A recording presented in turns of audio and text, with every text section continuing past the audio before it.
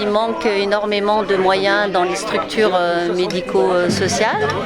À un moment donné, nous, on n'avait plus d'infirmières la nuit, donc c'était très inquiétant. Il y a une grosse différence de salaire entre une infirmière dans le public et dans les établissements médico-sociaux. Donc ça aussi, en tant que parent, on ne comprend pas bien.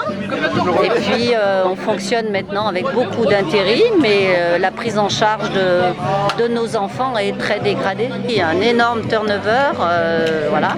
Et puis aussi, parce que les salaires sont très bas des éducateurs spécialisés, des aides-soignantes et de tout le corps médical.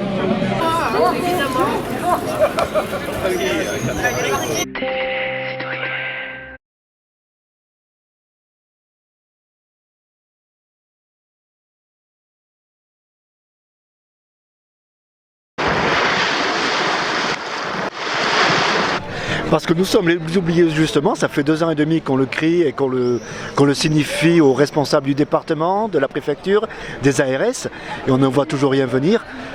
Puisque la première fois, il y a 2 ans et demi, on demandait à ce que tout le monde puisse toucher le Ségur, cette prime qui avait été octroyée suite à la crise du Covid. Eh bien, c'est toujours pas effectif aujourd'hui. Il y a toujours des gens qui sont dans l'attente de cette prime-là, de cette revalorisation salariale. Alors aujourd'hui, on avait en plus la demande de revendication générale des salaires, de l'indice du point, de la valeur du point, puisque aujourd'hui, eh la majorité des salariés vivent dans la précarité. Ce qui fait que les institutions, les établissements sont obligés de tourner énormément avec du personnel qui change, qui bouge, et c'est toute la qualité de soins et d'accompagnement qui s'en ressent.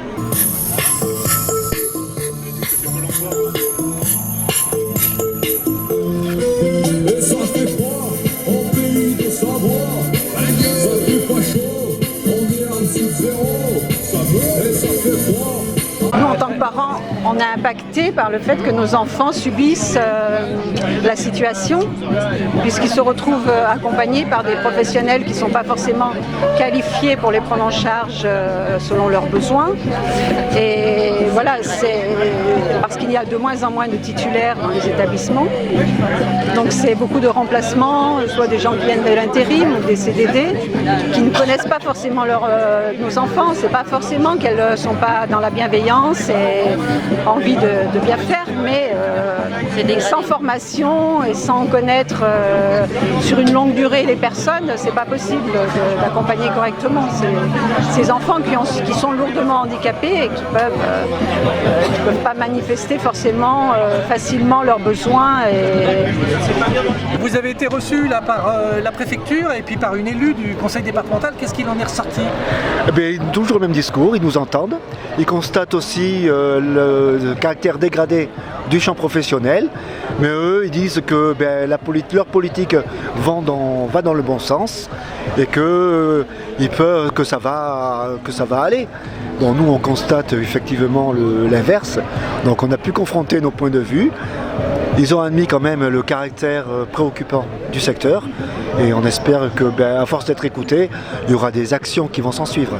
Alors le département par exemple, hein, il dit moi c'est pas de mon ressort, c'est l'État qui ne nous permet pas d'accéder à vos revendications. Qu'est-ce que vous leur dites? On leur dit qu'ils ont leur pouvoir aussi au niveau politique et qu'ils s'ils jouent vraiment leur jeu au niveau politique, eh bien nous on s'en ressentira aussi à la base. Alors ça veut dire quoi concrètement? Alors la marge de manœuvre elle est très mince pour eux. Aujourd'hui pour toucher cette prime, c'est les employeurs qui le font sur leur fonds propres. Voilà. Les associations sur leur fonds propre leur font, mais c'est pas pérenne. Donc si rapidement l'État ne fait pas le nécessaire pour que tout le monde puisse toucher cette prime, tout le monde puisse avoir une augmentation de salaire, on va assister à un no man's land dans le secteur.